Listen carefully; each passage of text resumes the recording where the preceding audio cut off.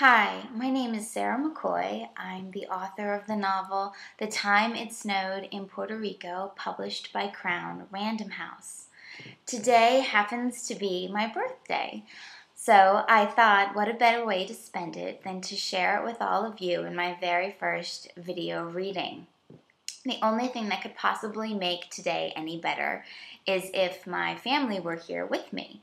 But since I can't jump on a plane and be with them, I decided that the next best thing would be for me to read from my novel. Now, before I do that, I want to give you a little bit of background on it. It follows an 11-year-old girl growing up in 1961 Puerto Rico. This happened to be a particularly dynamic time in Puerto Rico's political history. The islanders were struggling with who they were and who they'd be in the future. It was a struggle between being an American territory and independence. That conflict seemed to organically mirror my protagonist, Verdita, and her own development into an adult. I wouldn't say, though, that this is a typical coming-of-age story because there are a number of cultural contexts pulling on who Verdita is and isn't as a woman and as a Puerto Rican. I'm fortunate in that I have firsthand experience with the culture. My mother is Puerto Rican, and my grandparents and extended family continue to live on the island. My grandparents have a farm in a town I dearly love called Ay Bonito. That's in the mountainous center of the island, and our farm has been passed down for generations, producing everything from tobacco and sugar cane to corn and beans. And pretty much since I was old enough to get on a plane, I've been flying home to Puerto Rico. I've spent a great amount of time there with my grandparents and my titis and tios and cousins, all of whom are wonderful storytellers. And of course, my mother told me many, many stories of growing up in Puerto Rico.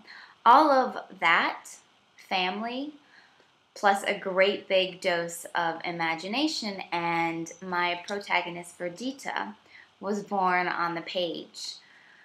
So that's a little bit of the family background that inspired me to write this book. It's funny because in the first week that the book launched nationally, one of the emails I got was from my husband's boss.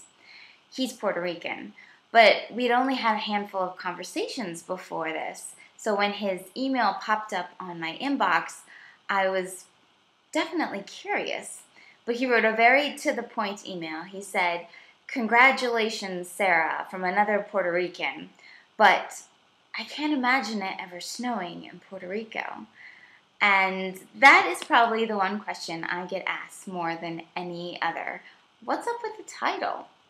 Some people are perplexed. Some even get defensive. It never snowed in Puerto Rico. Others seem ready to accept a miracle. It snowed in Puerto Rico? When? Where was I? But I'm not trying to pull the wool over anybody's eyes.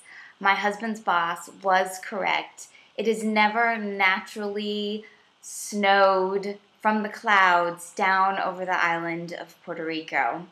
But, as I say to everyone who asks the question, all you need do is pick up my book and open to the very first page, and you'll understand everything. Now, I'll leave that for all of you to discover on your own. I'm sorry if that drives some of you crazy, but you'll just have to go buy a copy and find out what the secret is.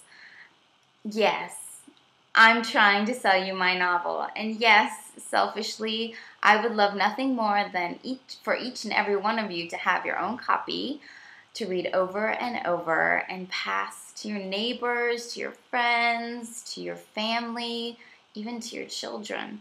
Because, to be honest, I didn't just write a story here. I tried to scoop up as much of Puerto Rico as I could and bottle it for all of you, the readers, to have access to no matter how long it's been or how far away you are from the island. I wrote this for people who are as familiar and enchanted with Puerto Rico as I am, and for those who've never been but would love the chance to dream on it and imagine. So, that's a little bit about the book, and I think I've talked long enough. I'm going to read now, so you can get a little sense of my novel. I'm going to read a chapter that, for me, is all about celebration. It's one of my favorite chapters because it's full of all the music and dancing and good food and laughter. Lots and lots of laughter that I remember from growing up in Puerto Rico.